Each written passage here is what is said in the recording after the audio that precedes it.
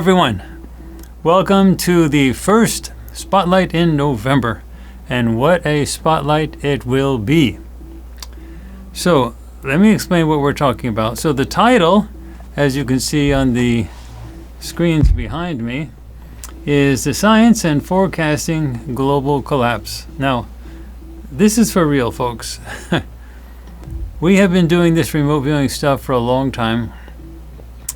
And we have been studying how to forecast and how to make perceptions, how to do everything the way we're been learning how to do it with the science of remote viewing. And now we have this huge body of data, this huge collection of data in all of our projects to be able to see where we are now. So do we look at just one project or two projects? So how do we study all of them together in order to figure out where we are? So today, in today's Spotlight, we're going to be talking about current events, the world today. We're not going to be talking about extraterrestrial stuff. We're talking about just the world. And where is the world today? Well, we cover our current event type of stuff with our Deep News project. And we have a whole bunch of them. They all come out on FARSIGHT'S.com, and some of them come out on YouTube as well. But we're really focusing now on FARSIGHT'S.com in terms of getting the raw videos there, because that's a really super complete library. And that is what we're going to be talking about today. Because if the world is going to collapse, we need to be able to present that properly. And we need to be able to present it in a forum that will not cancel our videos or accounts. We need to be able to present it in a way where there will be no censorship. We need to be able to just talk about the data. Because there will be tons of people that will want to say, oh, you're just saber rattling, this is just scaring people. No, it shouldn't be talked about. We're just talking about the science, folks. All of our remote viewing projects have been done under totally blind conditions, with none of the remote viewers talking among themselves about the nature of the project or the targets. They don't know anything, and they don't know what they're being told to remote view. And they have remote viewed a lot of stuff dealing with all the events you see in the world today in our Deep News projects. And let me just give you an idea. We've got 28 sessions, 28 fully published videos dealing with current event type stuff, and in our Deep News projects alone. And that is a ton of data. Now, how do we do it? How do we analyze it to figure out where we are, the big picture? Well, we have to forget trying to just look at every individual video and sort of intuitively saying, well, this looks like XYZ. We have to be more systematic about it so that when we look at the individual videos, which we must do, they act as accent points to enlighten us about what's really happening, especially when you see the graphics. But none of that works unless you know the big picture that you're building up. Otherwise you say, that's just this one small thing or this one small thing. If you see the big picture, then that one small thing becomes, so that's what's going to happen. So that's what's going to happen. So what we have done is taken all of the relevant Deep News projects. Now that means we're not using some of the Deep News projects for topics that are not related to the global conditions, such as the projects on the death of Suchir Balaji or Jeffrey Epstein, things like that. But we're focusing on the things that are happening with regard to world events. And out of that we have 28 major sessions that really address some of the major conflicts and major events that we see today, domestically inside the United States as well as internationally. So then we take these projects and we look at the transcripts of these projects, which are available on farsight.org in the vault.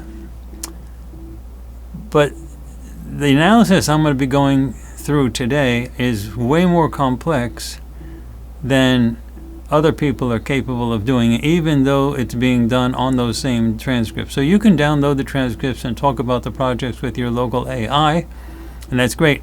But the type of analysis that we're talking about today is really sophisticated. And we had to use our own internal computational capabilities on our own.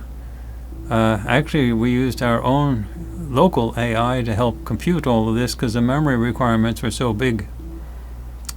And also, we had ChatGPT analyze some of the things once our local AI got through a lot of the data crunching, got through a lot of the data crunching. But these transcripts for these deep news projects are analyzed with respect to every single word that's spoken on video, all recorded live, and while the remote viewer is totally blind to the target. So pristine data, perceptual data. But then you have to say, well, how do we structure this in a way that we can understand the bigger picture? How do we know that this is painting a picture towards global collapse rather than just something about the topic for that one individual session? That's a big question. So we have to have a model for what would be needed to understand in terms of a global collapse, major thematic elements. And then we need to look at each session and detail analyze every single word that's in the sessions to see how those sessions are matching up with the major model. Now, we did this with what we call WSIM, which is a weighted semantic investigation, a weighted semantic model where AI takes the meaning of every remote viewer's sentences and phrases and says, what is the meaning of that sentence? And because each remote viewer will use different words to describe the same thing. So what is the meaning of each sentence? What is the meaning of each phrase? And compare that to the target, and then compare it to the other viewers, but mostly to compare it with what would be understood in terms of that target that would be required, because these are verifiable events in the sense that they happen on Earth, and they're current event type things. So the exact specific details of how we do the analysis can be found on the first of our pages on the vault on our website, farsight.org, where you can see a link to the methods that we use for WSIM, which is the statistical approach we use for analyzing the semantics, the meaning of all of the transcripts for each phrase, each sentence. So the details of how that's done is on our website, and you can read it if you want. But the sessions that we're actually looking at are, let me go through a few of these sessions here so you can get an idea. U.S. economic collapse, domestic military engagement in the United States, partisan conventions in 2024, Iranian leadership plans with respect to Israel, Iranian response to Israeli attacks, the Israeli Hezbollah conflict, the Ukraine war, Putin, inside the mind of Putin and the Ukraine war extending into Europe. More, and a whole bunch of sessions related to the Ukraine war. And also we have Venezuela, the conflict between Venezuela and the United States that's upcoming. Those are just some of the topics, but we have 28 sessions that cover those topics. And we have other things that we're looking at that relate to stuff that's happening in the United States itself. So let me talk a little bit about things that could affect global collapse. Let's talk about just inside the United States. Food, for example. Approximately 41 million people in the United States depend on SNAP, which is food stamps. That's federally subsidized food. About 41 million people doing that. Heavily concentrated in cities, but also distributed out in rural areas as well. Well, the federal funding for food stamps ended yesterday on November 1st. Now, states are using some of their resources to hold things over, to keep things going. But as each week proceeds, the funding will drop off for more and more people. In the end of November, all 41 people will be without federally subsidized food. So just use that as an example for particular types of protests that could start erupting.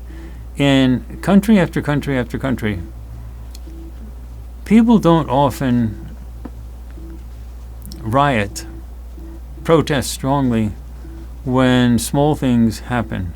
And when big things happen, they often have a delay of a week, 2 weeks to see if it's going to be fixed by the authorities. But if things happen quickly, then within a week or two, people start getting agitated.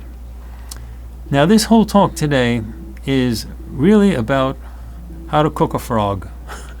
So let me explain.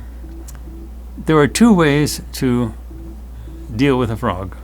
Now, if you put a frog, if you're cooking a frog, and I'm a vegetarian so I don't cook frogs, but if you are cooking a frog, and you take a frog, a live frog, and throw it into boiling water, it's going to jump out.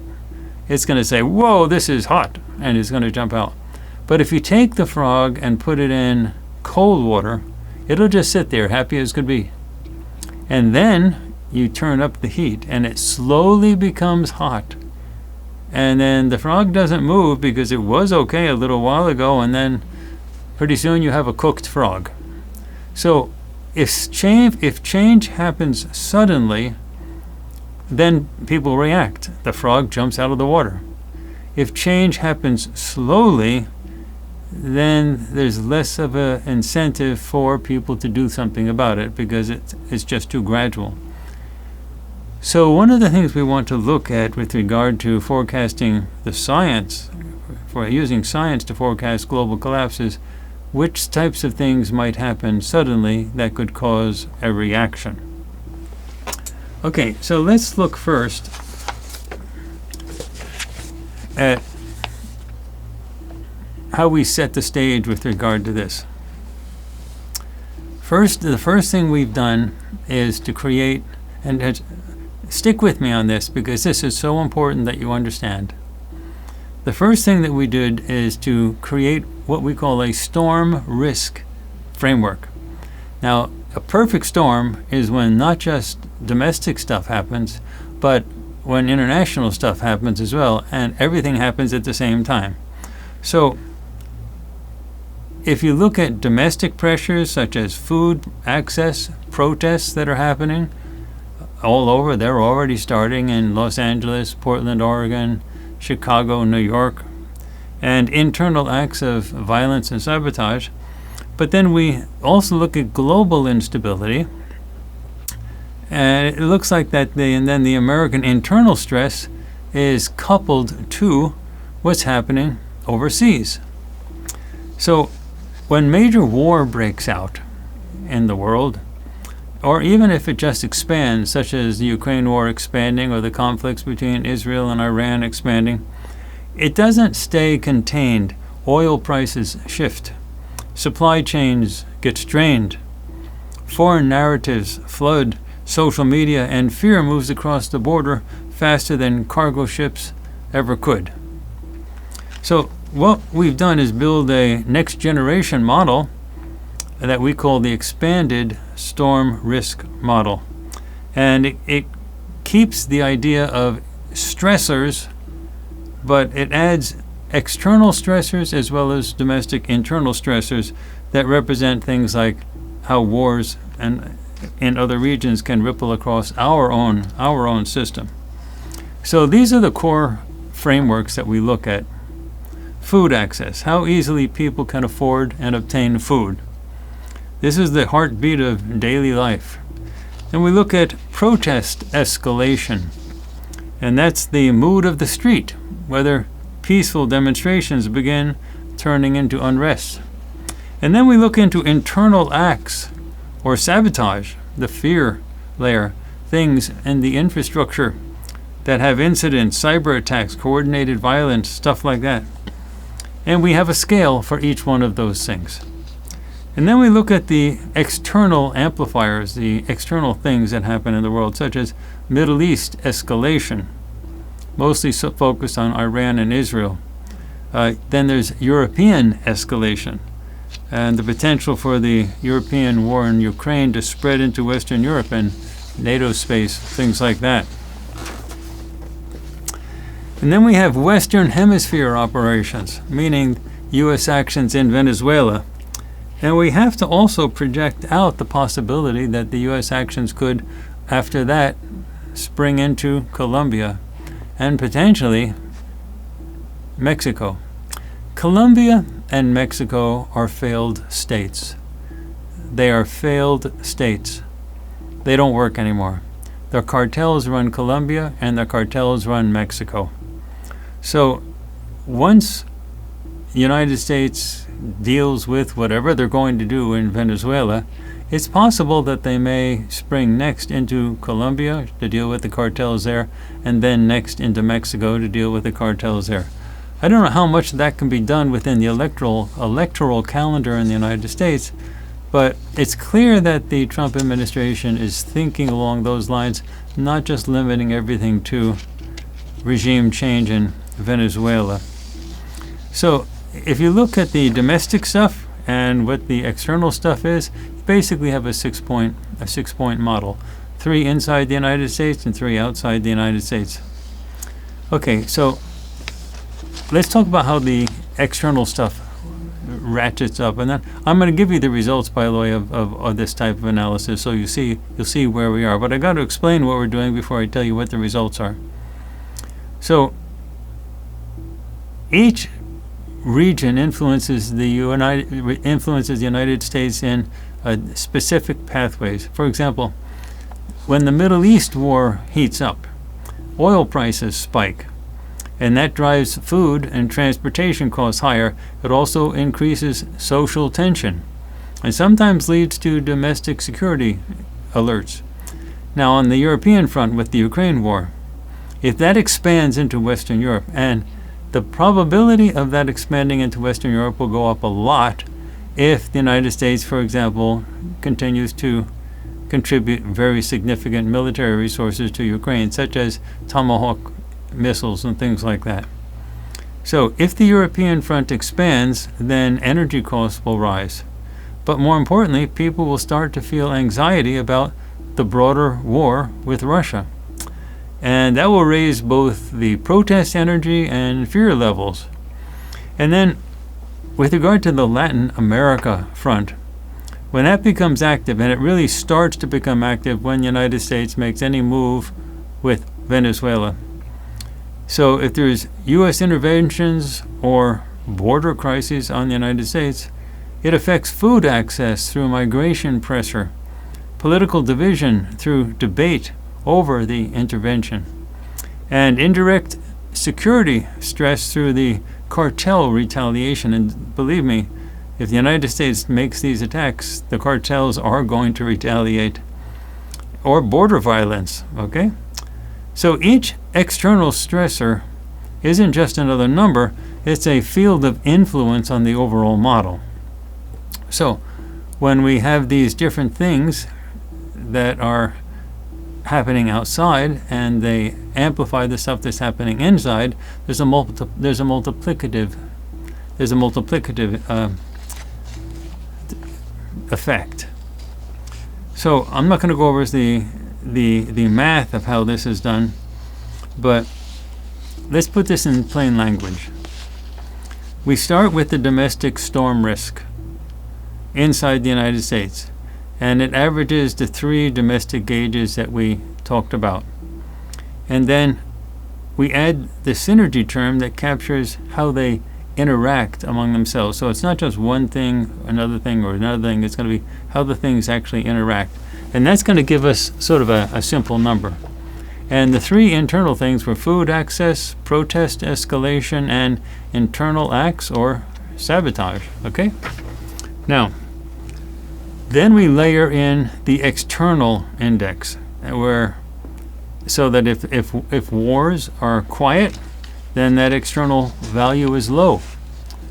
And if domestic and the domestic picture stays the same. But if there are multiple war theaters that are becoming active, then that external number rises and it amplifies everything happening inside the country. It's like heat and humidity in a storm. You can have warm air or moisture alone, but when both rise together, you get thunderstorms. So our model works the same way. It combines the domestic strain with global heat. Now, what we're talking about is how to shoot a gun in a proper direction. If you take a gun and a rifle, say, and you aim it at something, and you pull the trigger, you're making a prediction on where that bullet will go. So that understanding of where the bullet will go is really depending on where the gun is, how you're holding it, how steady you're holding it, what direction you're holding it in. And then it also depends on what's happening while the bullet is traveling through the air, the winds and things like that. So what we have is a forecasting model where we set up everything and then we send it out into the future to see what's going to happen. However, we have remote viewing perceptual data that looks into the future as well. And then we can take our perceptual data and say, given the model that we have, how do the perceptual data in our remote viewing projects, the deep news projects, how do those projects match with what the model is saying? And so we want to be able to say how the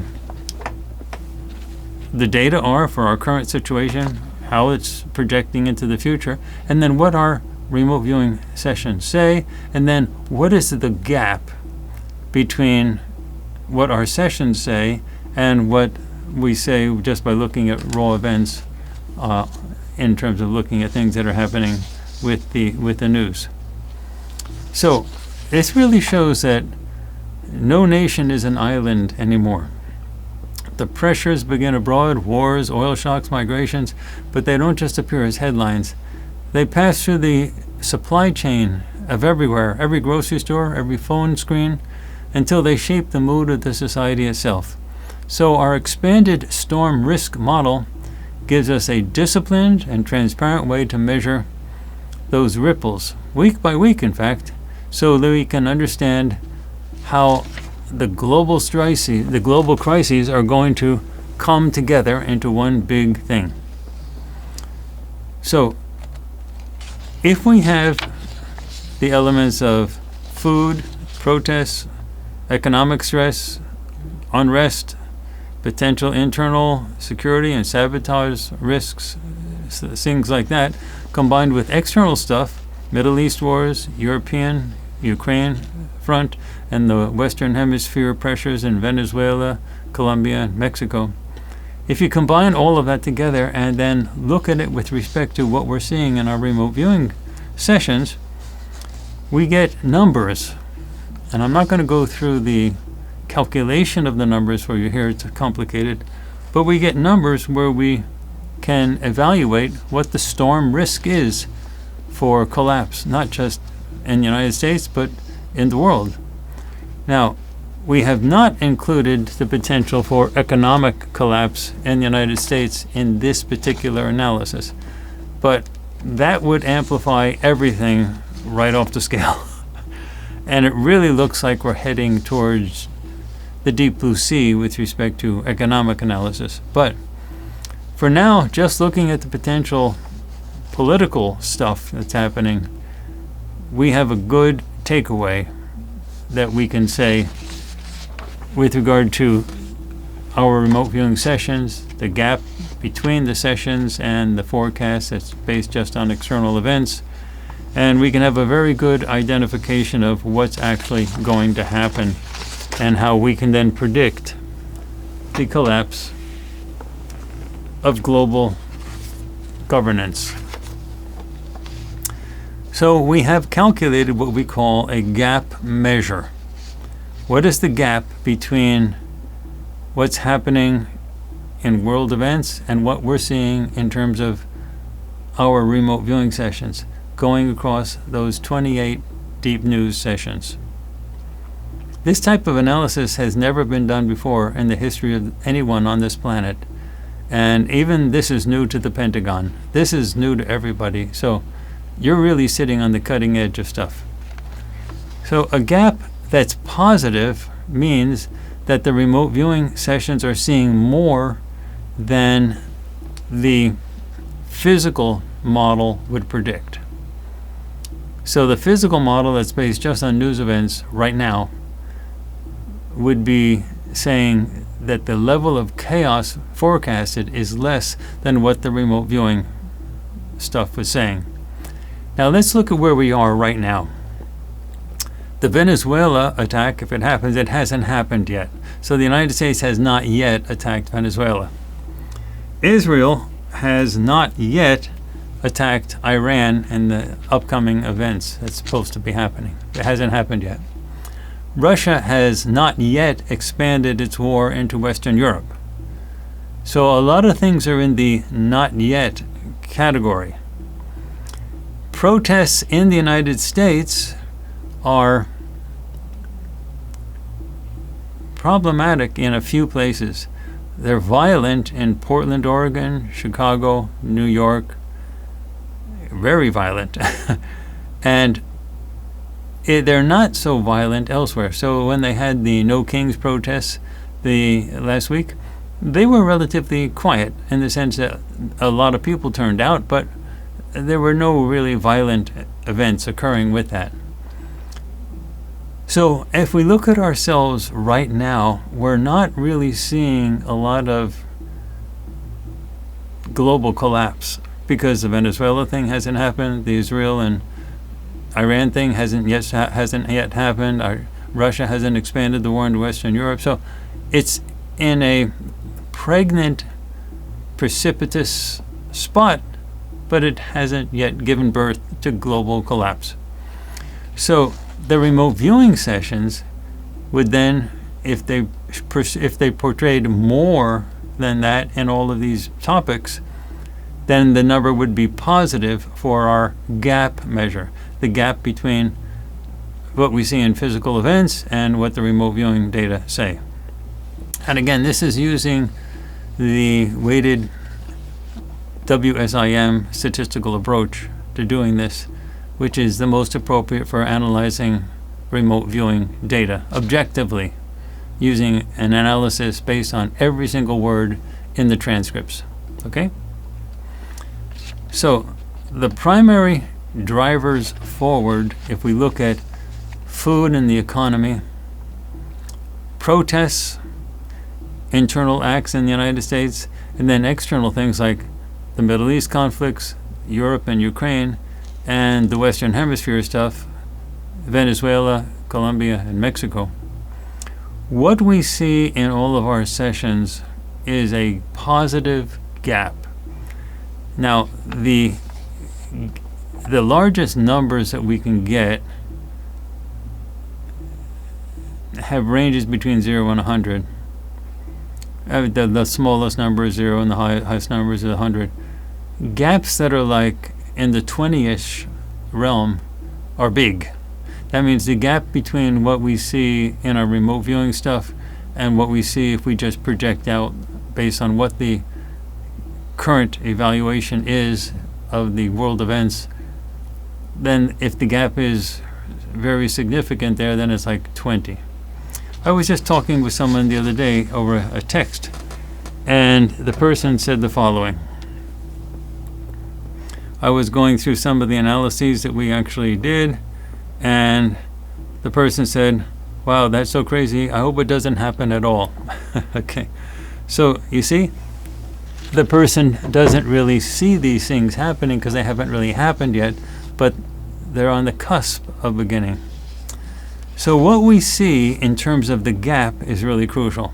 And the gap between the remote viewing perceptions analyzed objectively by AI with WSIM statistical measures, they range in the 20-ish and a close to 20-ish range.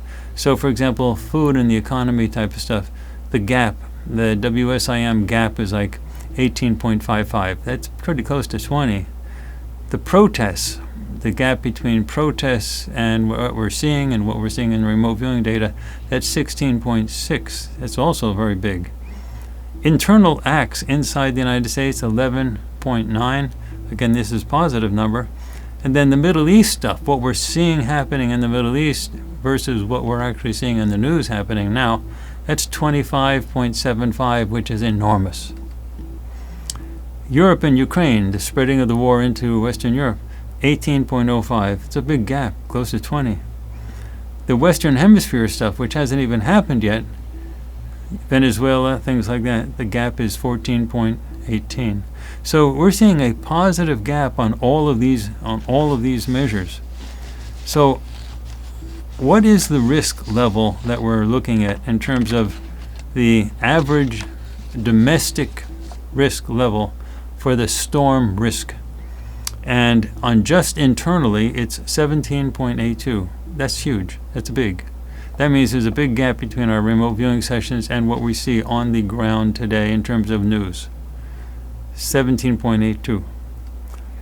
Our adjusted storm risk that uses the external influences as well, meaning the stuff that's happening in the Middle East, Europe and Western Europe, down in Venezuela, Colombia, and Mexico, the gap there is 27.09. That's huge. Okay? So that's mixing, that's gap, we're mixing the remote viewing stuff with the external events that we're seeing in the world today. And the remote viewing stuff is seeing a lot more potential for collapse than we're actually seeing in the world today. So, as of right now, let's talk about this in plain language. Right now, there is generally a low level of tension, meaning the background tensions that are in the world right now are not very big. But the trajectory, once you actually look out into the future for what could happen and what you're seeing in the remote viewing stuff, it drives up to be absolutely huge, driven mostly by the Middle East, Europe, and then stacking up on top with food and energy type of strains. Okay? So the gap, that major gap that you saw of 27.09, that's the vector forward that we're seeing. So we're taking the conditions that we see now and we're projecting them into the forward, into the future. And that is how far the remote viewing informed trajectory pulls the system from today's calm reading towards a higher stress level over months, not days, but over months. So the remote viewing data is like a guidance system that's detecting where things are going that you see now, but into the future. Now, none of our stuff is saying anything's going to happen within days. But over months, it is a huge difference between what we see in the future and what we actually have now. So the world is pretty calm right this very second. There's some tensions there, but it's not boiling over. So think of the near term to the long trajectory, going from near term to long, as the barrel to impact path. The barrel of the gun to the impact of the bullet. Near tells you the current aim, and the gap tells you how far the bullet travels under the remote viewing forecast. So what is the gap? The gap is a simple distance between today's calm read of the world events today and the remote viewing informed future. And it tells us whether we're drifting for trouble or if we're drifting away from trouble. That's very important. So what's pulling us forward in terms of our data? There are two external theaters, the Middle East and Europe and Ukraine, plus food and energy stresses at home. That trio of the Middle East, then Europe and Ukraine, and the food and energy stress at home, that trio is the strongest forward pressure that current events have right now. So it's not a crash. Everybody understand what I just said? We're not predicting an immediate crash. What we're talking about is something that has a slow build over some months. The dashboard says low right now, but it's a clear vector to watch as the months unfold. Unless the external theaters dramatically cool or the food and energy stabilize, what we're seeing in our remote viewing sessions suggests that this watch is going to turn into a crisis in the future. And we're talking a time period of some months. We can adjust these numbers week to week as we go forward. We're probably not going to do that week to week, but it's possible to adjust these. And if we were a big institution like the Pentagon, we could actually have a whole wing of the Pentagon working on this stuff and getting these numbers adjusted every single week, so we could have a good measure of how things are actually going. All right, now let's get to the final big push into this, so we can sort of see how things are going. What we're seeing is, in terms of food and economic stress, we're seeing a clear, sustained price supply stress signal. That's what we're seeing. And it's not just food stamps. It may be that Congress will meet in the coming week. I think Congress is going on vacation on November 7th, so if they don't fix it, the government shutdown by November 7th, I don't know how they can do it before the end of the month, but we're going to have to wait on that. But right now there's a clear, sustained price and supply stress signal in these data. In terms of the protest volume, and that's the protests that you're seeing happening in the United States all around, you're seeing broad civic participation and activity is spreading. There is no indication that the protests are going to stop. There is every indication that the protests are going to escalate. How much? The protest severity? Right now the protests are mostly orderly, but they're edging into confrontational pockets. So that's the movement we're actually seeing. In terms of internal acts and sabotage, right now there's a mid to low level threat, but there is sporadic infrastructure pressure, and that could escalate wildly if sleeper cells working for Al-Qaeda or Iran get activated in the context of the Middle East war expanding. You have to understand that when Israel and Iran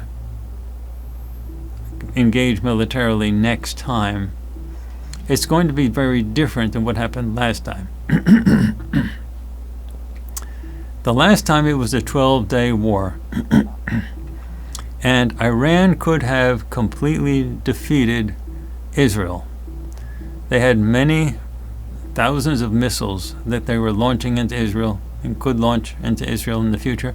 The Iron Dome that protected Israel completely collapsed. There was nothing to stop Iran from just blasting Israel to pieces. However, if that happened, the United States would strongly intervene. And that's what stopped the 12-day war. Iran did not want to have a direct confrontation with the United States. And that would have happened had they continued to pummel Israel. Now, there's been some time between the last 12-day war and today. Israel has been rearming. Hezbollah has been rearming. Hamas has been rearming. And Iran has been rearming. The idea that Israel has now is it has to deal with Hamas in the Gaza, it has to deal with Hezbollah, but those two will always come back and back and back unless they deal with Iran. So it's almost certain that Israel is going to attack Iran. When that happens, it's going to be an existential threat for both Israel and Iran. Iran will know that Israel's goal is to break up Iran, to make it like Syria, where it just breaks up into pieces. Iran wants to defend itself from that, so Iran will attack Israel, of course. And Israel will then see that as an existential threat because Iran has so many thousands of missiles that they can shoot again, and again the Iron Dome of Israel would be depleted. It's not that the Iron Dome doesn't work, but they run out of ammunition. So, and Iran has decided to fight a different type of warfare, not dealing with tanks or armies, but dealing instead with missiles. And they invested everything in terms of missiles. Iran is also going to be asking for help from Russia and China. I don't know how that's going to play out. So we're just going to have to wait and see. But the idea that the internal escalation of threats inside the United States might happen if Iran activates sleeper cells in the United States that almost certainly are there, and they almost certainly were established during the Biden and Harris administration when they had an open border policy. The open border policy made it so that all the United States enemies would have been absolutely stupid not to take advantage of that, because people were flowing in through the borders with no vetting at all. They were just coming in. Up to 14 million people with no checks, no nothing. So the idea that Iran would not have sent in operatives during that time period is ridiculous. Of course they sent in people. And given the level of drug trafficking with 18-wheelers that come into the United States by paying off border guards, you can assume that some of those 18-wheelers had missiles in them, that there were weapons. It's not just handguns that the operatives would have. So Iran may decide to activate the sleeper cells to produce internal effects within the continental the United States, if it looks like there's an existential threat to the regime in Iran. If Iran feels that it's got nothing to lose because they're going after a regime change, that the United States and Israel are going after regime change in Iran, Iran may say, well, we have nothing to lose, we might as well. So then they might activate those sleeper cells. So that comes under internal acts and sabotage. So we have to consider that as a possibility, and that could really throw this entire WSIM analysis up in the direction of a lot of the stuff we're seeing with remote viewing.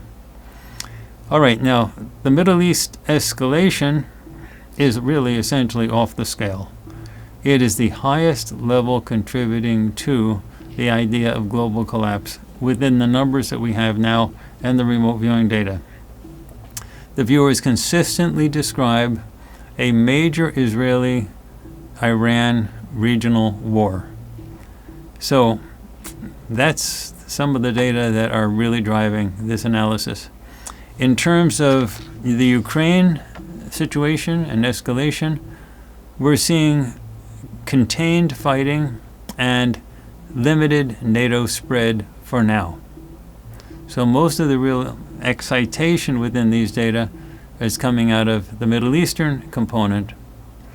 Now, in terms of the Western Hemisphere component, that's Venezuela, Colombia, and Mexico, there's a clear forward vector in our data. The Venezuela-Mexico conflict, its signatures are beginning. So Venezuela, Colombia, and Mexico, the data clearly indicate that trajectory for that part of the process is starting. It's not fully blown, but the elements are starting for that. Okay, so the basic bottom line is that the big influences that we're seeing are coming out of the Middle Eastern stuff. The stuff that's happening in the Ukraine war is guided by the understanding that right now Russia is absolutely winning the war. There is no way that Ukraine can win that war. But attacks can start happening within Russia, and that would trigger Russia to want to expand the war into Western Europe, to hit military depots and weapons factories inside Western Europe. President Putin of Russia clearly does not want a confrontation, a military confrontation between Europe and Russia. He definitely does not want that. What's most likely going to happen there is Western Europe is on the verge of collapse. Politically, the leaders are very unpopular and they're probably going to be voted out of office. The economies are doing very poorly, to say the least, in Europe. And it's very likely that President Putin of Russia is simply going to wait for Europe to collapse. That's his most likely strategy. So we don't see a lot of huge intervention on Russia into Western Europe, except if the West starts supplying long-range type missiles to Ukraine, where Ukraine can start firing things deep into Russia. Then everything changes. Okay, so in terms of the Venezuela and Mexico and Colombia thing, that jumps up very, very significantly if you consider that there's no conflict yet, but if there is conflict, then the scores, rise dramatically.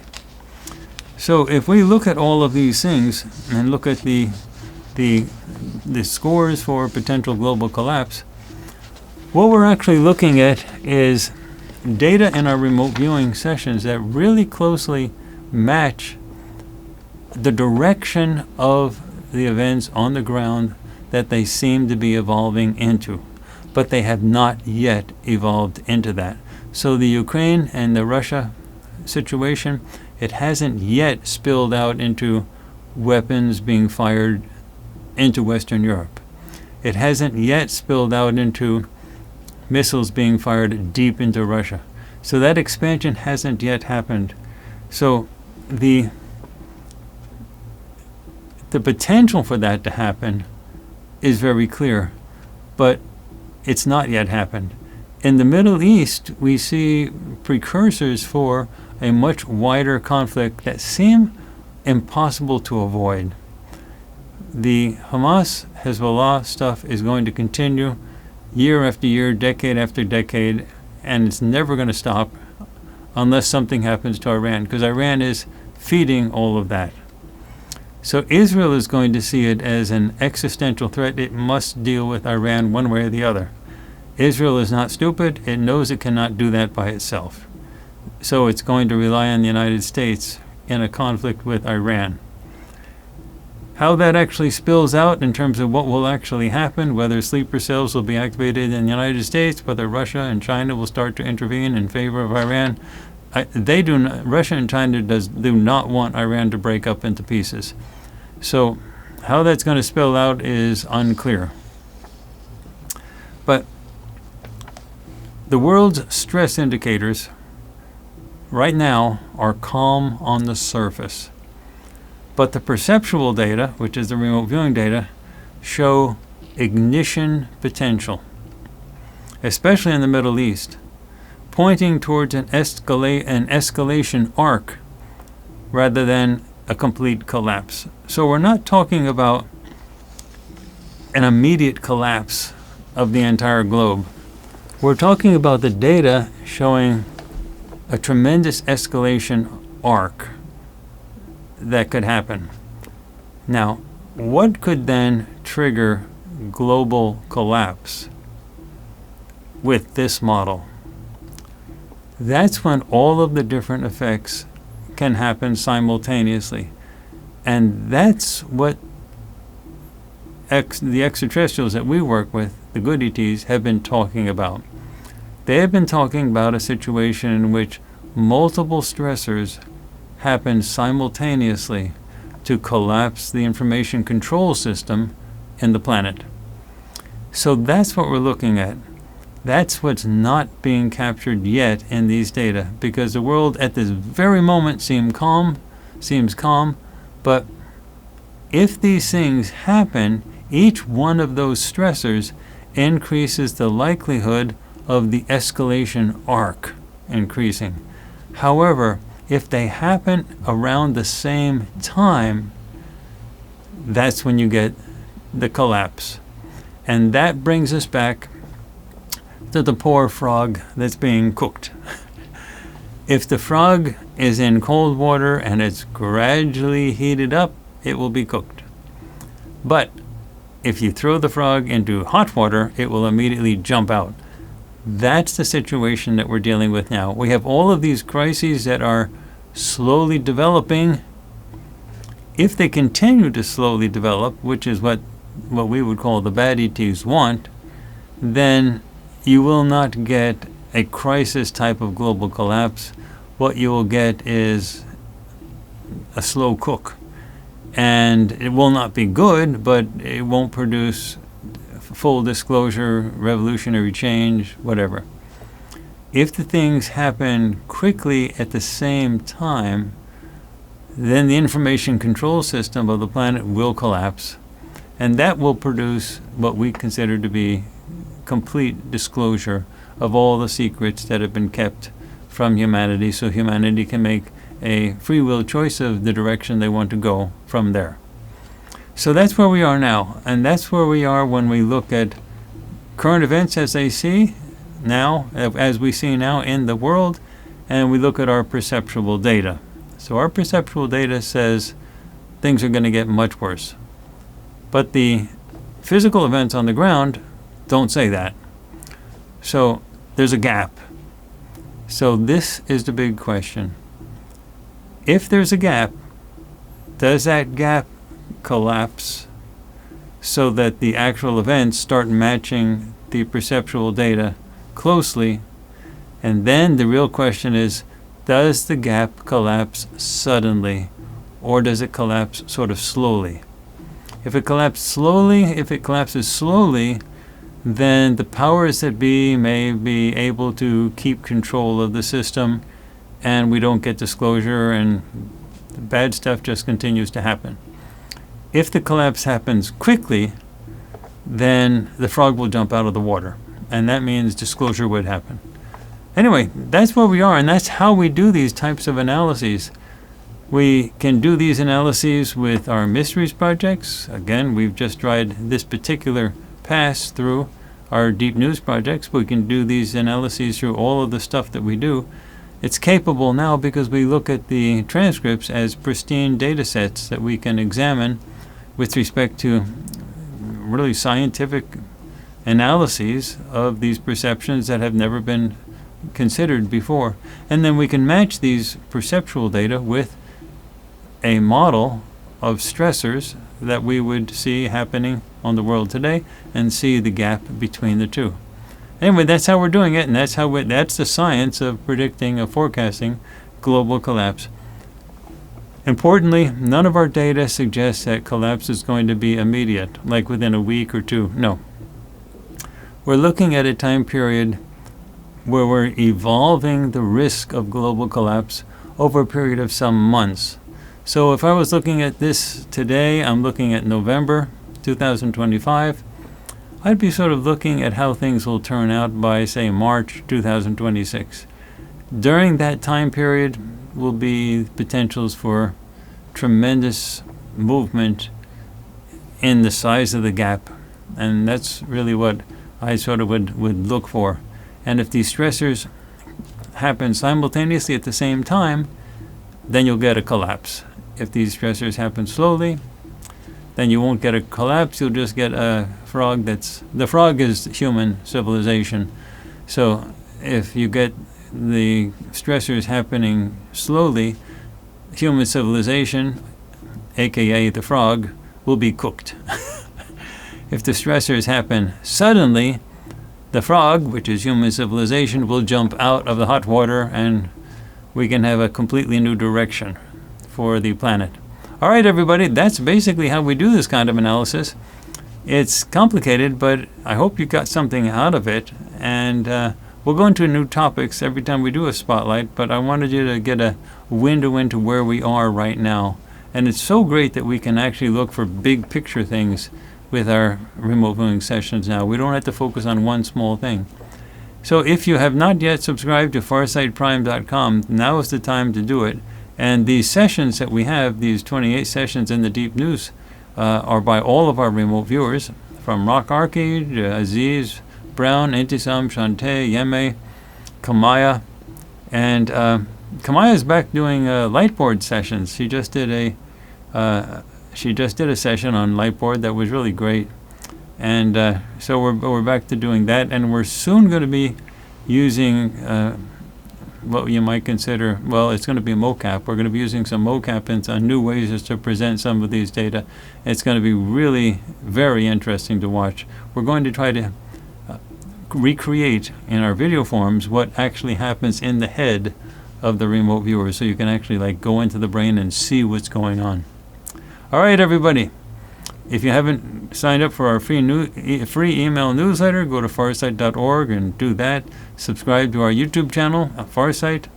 And above all else, subscribe to FarsightPrime.com, where you can actually watch these things. These projects, deep news projects, you have to watch each one, because that's where you see the real gap between current events and what we're forecasting in these individual sessions. So these sessions are worth their weight in gold. All right, everybody. And I will see you next week, next Sunday. And you have a good week until then. And stay safe.